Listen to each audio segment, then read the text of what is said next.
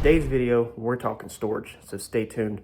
I'm going to show you how I turned this 4-drawer tech cart plus a 30-inch 3-shelf cart from Harbor Freight into a storage monster for your garage that's going to pack more storage per square foot. So what we're working on tonight, idea for you, is this old guy. If you got one of these, I'm trying to turn that box into a double shelf plus the storage on top, and I'll show you here in a minute if it works, if I figure it out. This one, the wheels don't turn great. It never moves. It kind of collects junk, and I didn't want to get rid of it because I'm out of, I don't really have places just to lay stuff. Everything's really in drawers. But the footprint, again, the idea is always to keep the same size footprint, but pack more stuff in. So if we check the footprint, basically on the top of this box, it's going to be 17 and a half by 31, which I think online says 30. So hook to the end of it, 33 to the handle, so that's 30 over there. And then that one over there was 17 and a half, I think I said. And this one is 16 and a quarter. 16 and a quarter, and that one was 17 and a half. So this one should have more square inches of storage than that little cart. Yeah, 17 and a quarter. So only 1 foot wider, and 1 inch wider, 1 inch shorter, should get us more square footage. We're gonna have to modify the trays a little bit, but I'm thinking use them legs and everything. Hate to put all that on the floor, but that's what I'm about to do. So I'm gonna assemble these side pieces like the show. They're marked as facing up. So we're just gonna build these, basically these side legs without attaching them to the bottom of the cart. Now we're starting off by disassembling our old cart here, okay? So we took this thing completely apart and we're utilizing the legs that were in this. Our legs are coming off of our old cart and they're going to our new cart. So the legs off the small 30-inch 3-shelf cart, that's gonna be our extensions that's gonna go on the new cart. That's step one, is to break down your old cart, or if you just bought it, pull them legs out, that's gonna be your extensions. You're gonna bolt them in the corner of the bottom of the new cart. What we got is we actually put the legs off the little cart on the inside because the instructions say when you put together this cart, the new cart, that they go on the outside of this. So to step them back out, or to help step them back out, we stepped our extension leg inwards. Now our shelf should match and go through here once I get this adjusted, but I wanted to mock it all up. You can take your drawers out. There's little clips actually released on the side that you just pull if you look for it. So see where they at, these little things right here. All right, one goes up, one goes down on each side. Now I assembled the H-frame that comes with the new cart. You do the new cart's legs with the cross members piece. I assembled them separate on the bench. Then I put my 4 extension legs, my old legs, in the new cart bottom, and I bolted that H-frame to the old existing legs, because basically all we're trying to do is just extend that new H-frame that we're putting together. We're trying to extend that up to make the cart taller. When you sit this box up here, it's not too heavy without the drawers in it by yourself. You can actually catch it where the lip of the top box hooks onto there, and then I just threw some clamps on. I don't have my shocks on yet, but I just threw some clamps on real fast just to help grab it.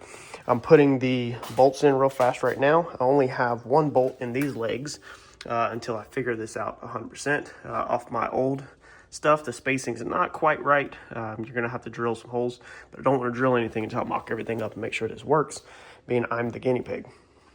All right, so my mock-up bolts were these off of the old cart, but I'm putting these new ones in. So to open it up using a 5/16 drill bit, you can see that that hole is almost right. Now, the top one is definitely wrong. These are on the new legs. This is the old legs. You can see they have the old design, or the other design to them. So all I'm doing is taking that 5/16 and just running it through like that. It literally just barely nicks it, okay? Like that, and then your bolt will slide right in. Now you could do these maybe beforehand if you wanted to, but I'm just doing mine on the cart like that. So I'm only putting 1 in on the bottom. So I'm using when you put the old leg on, I'm using the the old leg's bottom bolt, and I'm using the bottom bolt of the new leg together. The top bolts of the other legs don't line up, so you can see how that goes all the way up there. All right, how it's in. All right, so that's what I'm joining there. I'm not gonna put another one through here, and I'm not putting them through up here because we are about to put a shelf in here somehow. So that's gonna pinch it through here, and we're probably gonna have to completely drill a hole, or we'll be going through here more than likely because I do have that rib there. I don't know, we'll see here in a minute. I just wanted to get this locked in. Now for my bottom bolts, the hardware that I'm using to attach the legs down there, technically they probably need a washer, but I used the old hardware. This is like 2012, 2013 style Harbor Freight. No lock washers, no locking nylon nuts, no washers, nothing. Like the carts back then, 2012-ish, 2013, 2014, they fell apart. The bolts fell apart. They vibrated and fell apart. Harbor Freight definitely upgraded with the new nylon ones. So you might be able to drill it to this. Let me know in the comment section if you're doing a 30-inch this is a 30 tech cart, whatever that thing is. I think that's a 30-inch something else cart. Let me know what hardware, if you are buying one in 2025 or 2026. Is it same hardware still with these little bolts, or is it something different? So you might have to drill yours. You might have to drill your bottom ones if you're using some other hardware. So now all I gotta do is figure out how to get the shelf in here. Okay, so is it top heavy? I mean, you see I can yank on it. We ain't got nothing in it right now, but no, it's not too bad at all for right now. Is it gonna be top heavy? Probably. Keep your weight in the bottom. If you wanted to use this as a welding cart, this would be a great time now to sit your welder down there and figure out the height that you need for the tray like we did on that one to make the tray sit above the welder. So this would be amazing welding cart if you wanted to do that.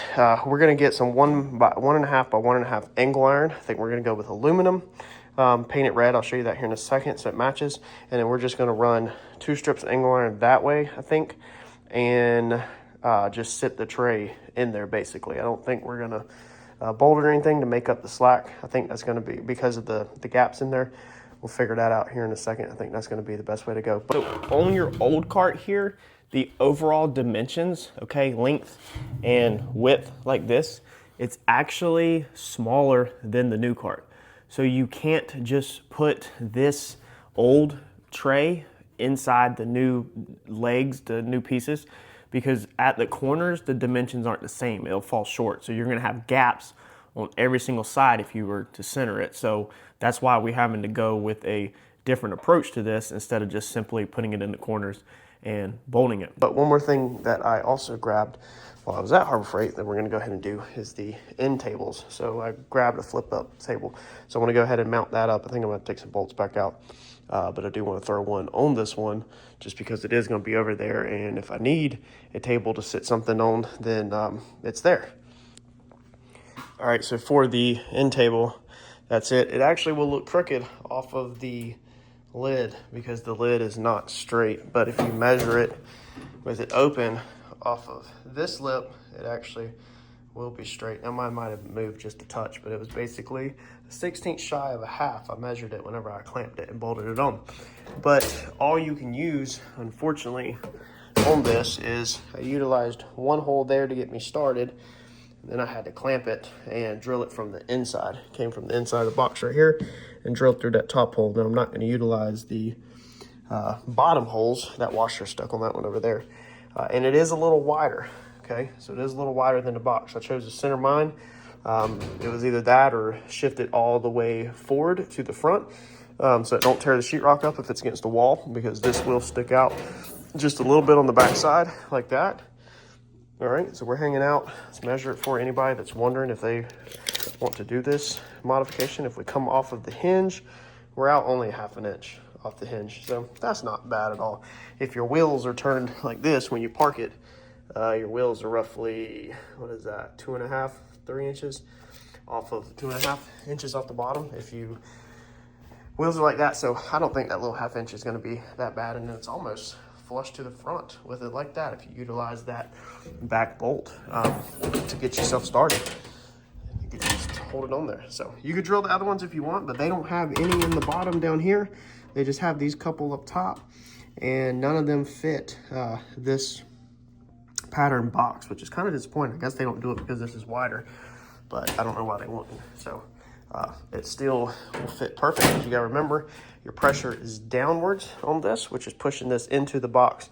The only place it's trying to pull off is the top, and missing them couple bolts right there is not that big of a deal at all. And then you can still close the lid and everything still locks. All the drawers still work if you're worried about that. I have an idea for my other tray, because I have that tray that we're using, and then when you take apart these, you're gonna have your bottom rolling around one, which is crazy. All the bolts missing, mix match, but you still have that tray that was in the top plus the handle.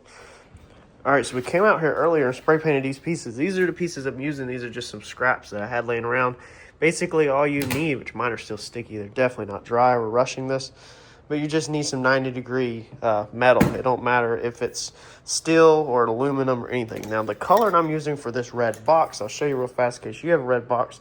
This is it, Rust-Oleum Cherry. Let's see if we have a number. There you go, just in case you want to get it. How good does this match to the red box though? Let me show you one that's fully cured with plenty of coats on it. All right, so this upper piece right here compared to this box is how it matches. This is actually a filing cabinet that had double big drawers plus a little drawer, all right, in it, that I cut down. I cut the bottom, I cut it off so that it would fit underneath my cabinets up here. And then I put a shelf in there to have something to set stuff on. But anyway, that's how good the match is. So pretty good. I mean, pretty decent. So it's not like it's perfect, but it's pretty freaking close for spray paint. Spray paint's hard to match. All right, so we sprayed our pieces. I'm gonna get these put in, show you how they put in. But again, for these pieces, you can use aluminum, steel, any 90-degree piece of metal that's as long as your box. I think it's like 30 inches it's gotta be or something. So let me get these in. Now again, for this one, all I'm doing is drilling through that other hole because they don't line up, and then we're bolting them in from the back side. Then that makes it so that your brand new leg for the box you just bought, it doesn't really get any new holes punched in it. You're punching a hole through the old leg kind of. When it's all together, this is what it looks like. Even though the holes are not perfect, they still, the little button head covers up where you drilled that hole. So if you ever want to go back, you're not really damaging your new investment. And then we're just using some of the bolts that we obviously had left over. Yes, I have red spray paint all over my fingers. All right, so the trial run, I did figure out that the 90s need to be like that. Okay, basically with the flat up top. If you have it the other way where it kind of sits down in them, then the heads of the bolt between that head and that head over here, the shelf won't fit in there. So the shelf needs to sit on top of this. All right, now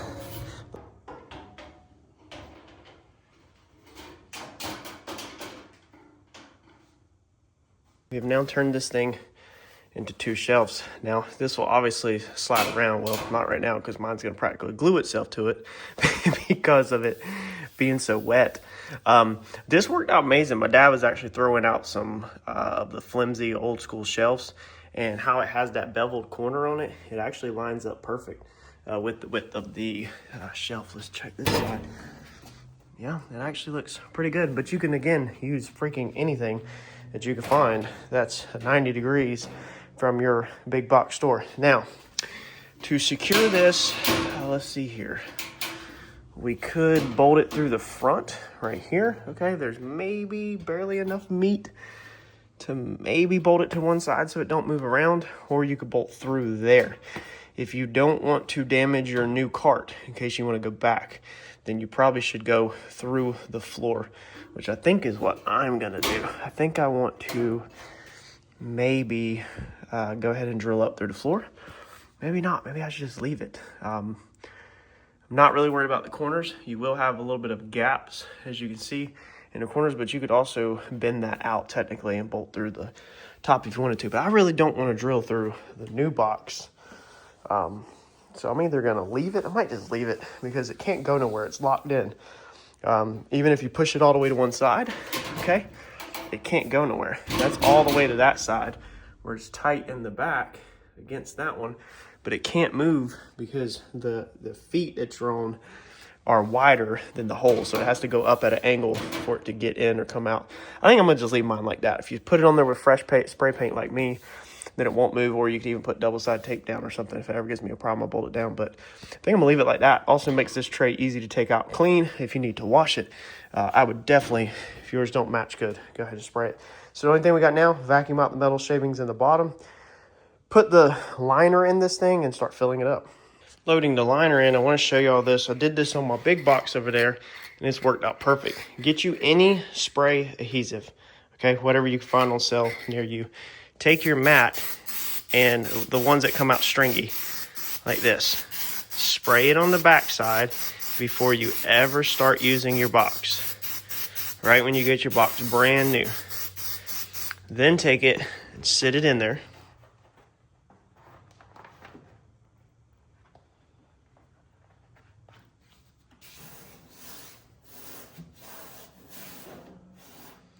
This will make it so that your liners never move. This works amazing in the drawers. As the drawers are pulling in and out, you have a little bit of weight. You know the liners always want to shift to the back.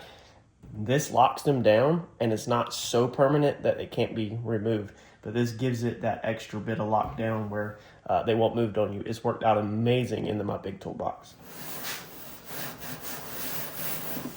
But hold on, don't exit out. I'm gonna give you a few more tips. I'm also gonna give you an example of what exactly I'm gonna use mine for, because as you see in the background, I already have a large toolbox for tools. But there is one thing that I needed that was continuously a problem in this garage. As you can see, I am building a 49 Plymouth. Now before that, we built a 79 or 74 Comet.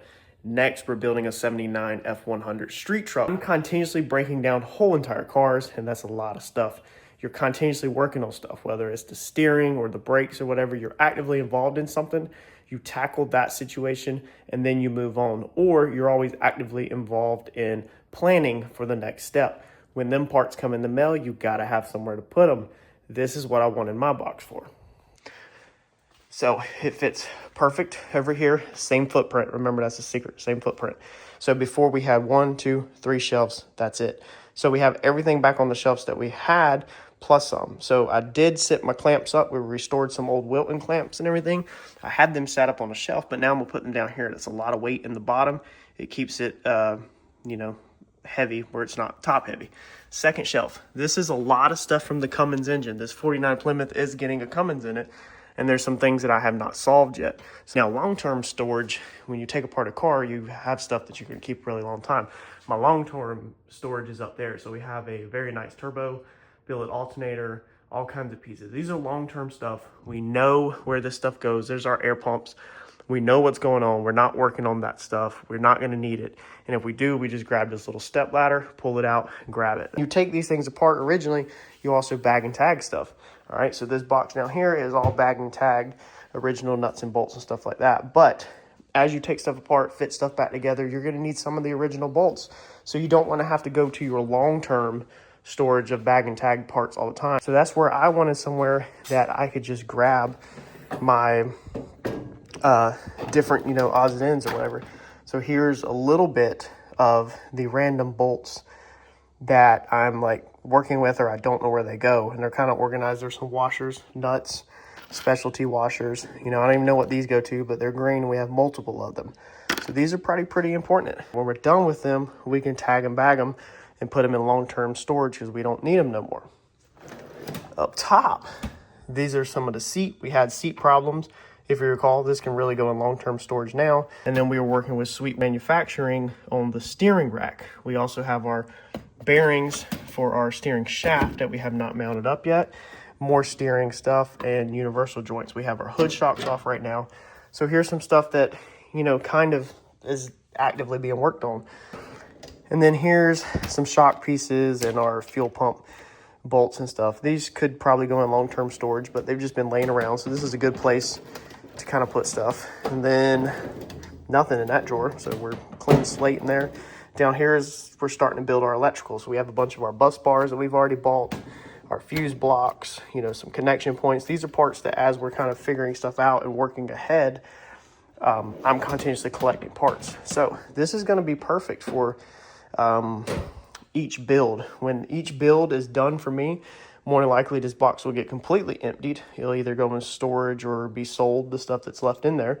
And we'll move on to the next build. And as we take stuff apart, it'll either be bag and tag long-term storage, or it'll be actively being worked on here. And then, like I said earlier, if you need a little place to eat you some quick food, throw your laptop, throw your drink, you have that now.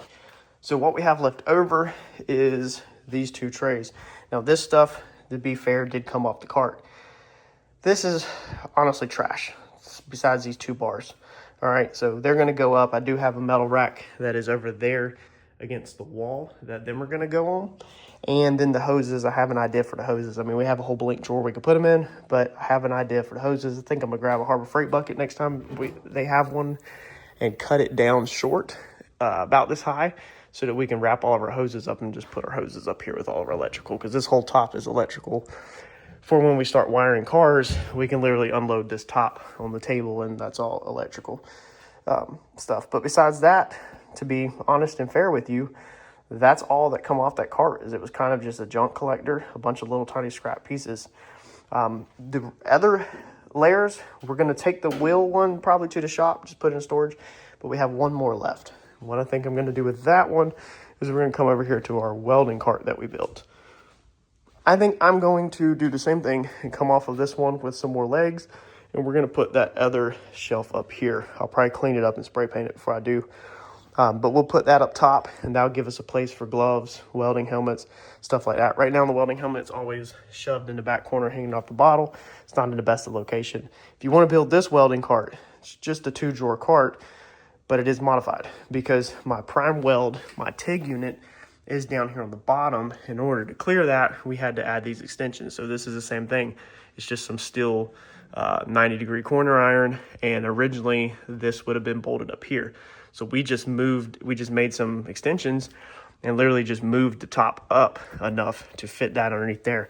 Then we built this bar, just a simple bar with some ends welded on it that we can through bolt through it to hang all of our clamps. And then we built a shelf off the back for our bottles. So our bottles sit on that and they ratchet strap to the back of the cart. And this holds everything welding related in one nice dandy spot. Before this setup, I had 2 of the Harbor Freight carts, one for the TIG, one for the MIG.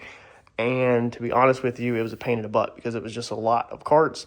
The TIG stayed buried in the back corner because I never used it. It got covered in dust, and I wanted some way to be able to have everything in one spot and it roll free. The Harbor Freight welding carts, the 2 back wheels are fixed, the front 2 move, and so sometimes you can't really swivel it around stuff as easy. This one, these little 2 cart service things, both sets of wheels swivel, so they're super easy to move around in a garage like this. One more thing that's actually on sale right now that a lot of people wonder what in the world they can do with it is going to be your mini toolboxes, okay? I see literally posts in the groups where people are like, what do y'all do with your mini toolboxes? So here's what I do with mine. I put some pads on the bottom first. Very important to get rid of the cheap rubber crap that comes on there so it can easily slide around. And then as you can see, it says tap and die. So the top of this box has all of these different tap things, holders and everything.